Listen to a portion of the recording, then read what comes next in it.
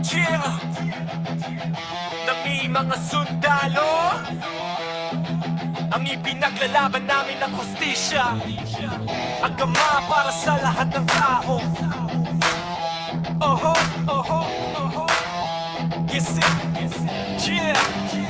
Nagsimula ang lahat noong Pinas lang ang aming mga kalahi. Sila ang mga morong sundalo na sumapi sa hukbong sandatahan ng Pilipinas. Sinanay sila para sa isang misyon, ngunit nung malaman nila ang totoo, ayaw nilang gawin ito dahil ito ay hindi wasto. Kaya dahil sa pagsuway sila ay pinagpapatay doon sa Corregidor kung saan sila nagsasanay. Dahil lang sa misyon Merdeka, pinagpapatay sila ng Administrasyong Marcos Sr. noong March 18, 1968. Kaya ngayon nandito kami para ipaglaban ang kanilang hustisya at katarungan na hindi kayang ipaglaban ng iba.